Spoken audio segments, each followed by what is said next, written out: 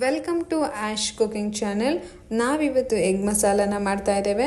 ಇದನ್ನು ಮಾಡೋದು ತುಂಬಾ ಸುಲಭ ಹಾಗೂ ತುಂಬ ವೆರೈಟಿಯಾಗಿ ಅಥವಾ ಡಿಫ್ರೆಂಟಾಗಿ ನಾವು ಎಗ್ ಮಸಾಲಾನ ಹೇಗೆ ಮಾಡ್ಕೊಬೋದು ಅಂತ ಇಲ್ಲಿ ತೋರಿಸ್ತಾ ಇದ್ದೇನೆ. ನಾನಿಲ್ಲಿ ಎಗ್ ಮಸಾಲಾನ ಮಾಡಲಿಕ್ಕೆ ಬೇಯಿಸಿರುವಂಥ 5 ಮೊಟ್ಟೆ, 1 ಕಪ್ ಆಗುವಷ್ಟು ಈರುಳ್ಳಿ, 1/4 ಕಪ್ ಆಗುವಷ್ಟು ಕೊತ್ತಂಬರಿ, 1 ಟೇಬಲ್ ಸ್ಪೂನ್ ಆಗುವಷ್ಟು ಧನಿಯಾ, 1 ಟೇಬಲ್ ಸ್ಪೂನ್ ಚಿಲ್ಲಿ ಪೌಡರ್, ಅರ್ಧ ಗರಂ ಮಸಾಲ ಪೌಡರನ್ನು ತಗೊಂಡಿದ್ದೇನೆ.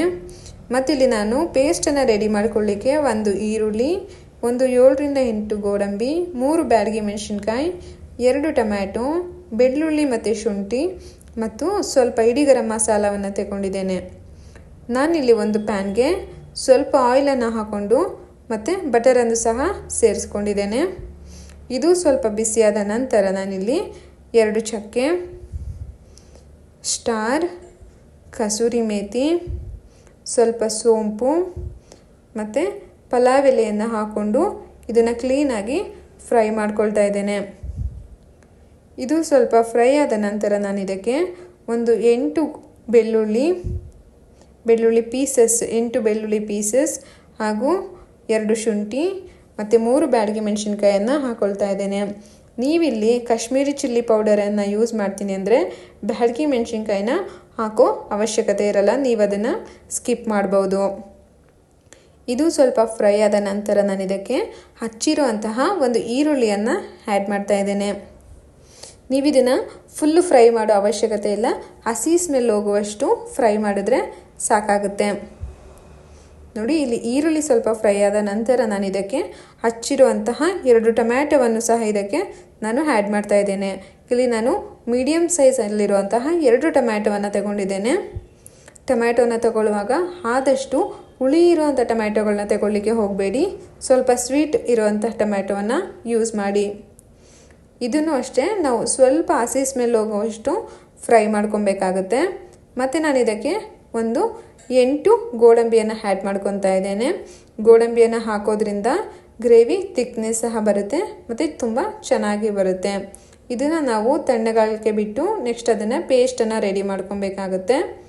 ಅಷ್ಟರಲ್ಲಿ ನಾನಿಲ್ಲಿ ಮೊಟ್ಟೆಯ ಮೇಲೆ ಈ ಥರ ಚಿಕ್ಕದಾಗಿ ಪೀಸನ್ನು ಮಾಡ್ಕೊಳ್ತಾ ಇದ್ದೇನೆ.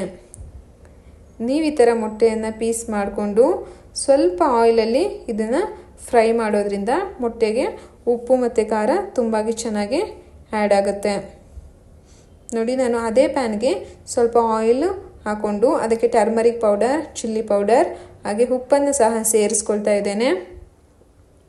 ನೆಕ್ಸ್ಟ್ ನಾನು ಅದಕ್ಕೆ ಮೊಟ್ಟೆಯನ್ನು ಹಾಕಿ 1ರಿಂದ 2 ನಿಮಿಷಗಳ ಕಾಲ ಅದನ್ನು ಫ್ರೈ ಮಾಡ್ಕೊಳ್ತೇನೆ.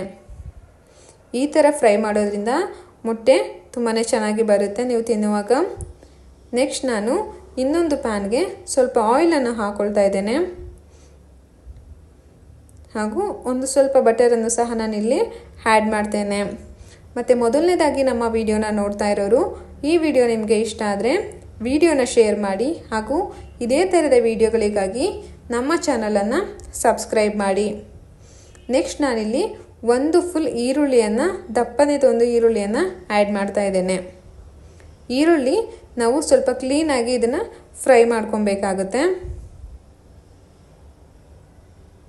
ನೋಡಿ, ನಾನು ಇಲ್ಲಿ ಈರುಳ್ಳಿಯನ್ನು ಸ್ವಲ್ಪ ಬ್ರೌನ್ ಕಲರ್ ಬರುವಷ್ಟು ಕ್ಲೀನಾಗಿ ಫ್ರೈ ಮಾಡ್ಕೊಳ್ತಾ ಇದ್ದೇನೆ.